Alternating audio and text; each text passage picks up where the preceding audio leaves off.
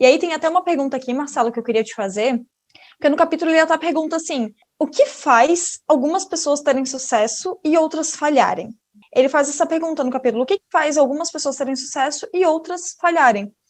Eu queria que você falasse um pouquinho sobre isso, porque eu acho que tem a ver um pouco sobre essa questão de esforço versus resultado, enfim, coisas desse tipo. Eu queria que você falasse um pouquinho sobre isso, Marcelo. O que faz uma pessoa ter sucesso e outras pessoas falharem.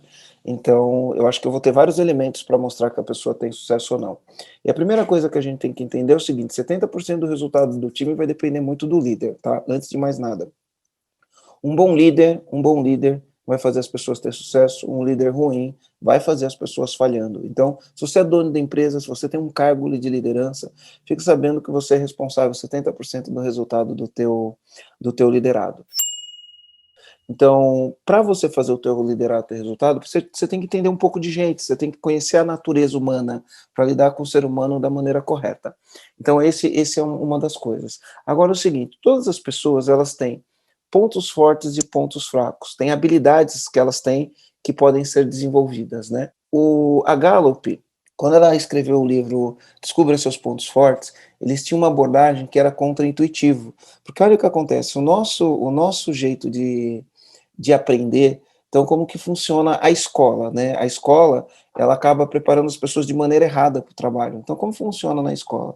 Na escola você tem um aluno e, de repente, ele é brilhante, brilhante em português e ele é ruim em matemática. Português ele leva com o pé nas costas, né? Português ele leva com o pé nas costas, ele assiste a aula, ele nem estuda muito, faz a prova e tira 10, e se marcar, tira até 11, né? Se o professor dá um ponto extra para melhor nota, o cara vai tirar 11. E ele é mau em matemática. O que a escola, o que os pais fazem?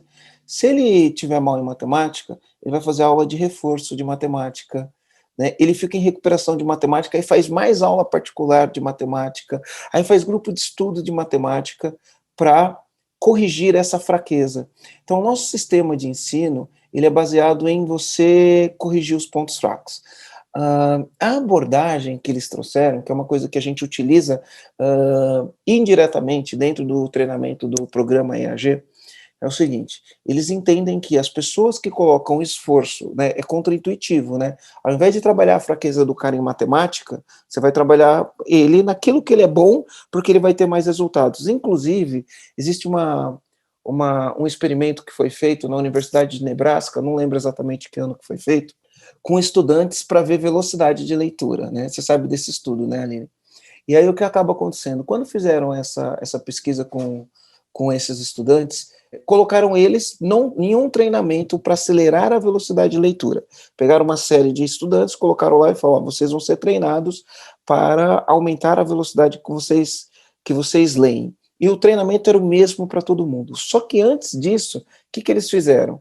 Eles deram um texto para os estudantes lerem e cronometraram quantas palavras esses É tipo um estudantes teste de liam. nivelamento, né? Tipo um teste de Isso, nivelamento. isso, Vamos isso, ver em que página que tá todo mundo, né?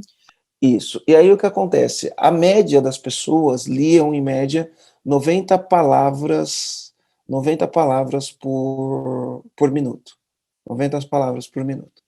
E aí existiam alguns estudantes que se destacavam e liam 350 palavras por minuto. Uau, uau, né? Ou seja, eles liam quase 4 vezes mais rápido do que os outros, né? E aí, beleza, colocaram todo mundo para fazer o mesmo treinamento para acelerar a vontade de leitura. Depois de feito esse treinamento, as pessoas que liam 90 palavras por minuto tiveram um acréscimo considerado na velocidade de leitura e passaram a ler 150 palavras por minuto. Um pouco mais de 60% de melhora na velocidade com que elas liam. Pouco mais de 60%. Agora, o impressionante foi o que aconteceu com as palavras. Na verdade, não eram 350 palavras por minuto, era 350 palavras por minuto, ou era 250, agora eu me esqueci um pouco. Enfim, as pessoas que liam 250, vamos partir que o número é 250, tá? Palavras por minuto. Depois de fazer o mesmo treinamento, elas passaram a ler 1.800 palavras por minuto. Quase 7 vezes mais do que ele... Se quem não era bom aumentava 60%, quem tinha aquela habilidade aumentava isso em 7 vezes aquela habilidade. E aí partiu-se para o princípio, quando a gente olha para alta performance, que é melhor você investir naquilo que a pessoa é boa, né? Naquilo que ela é boa, que ela é boa.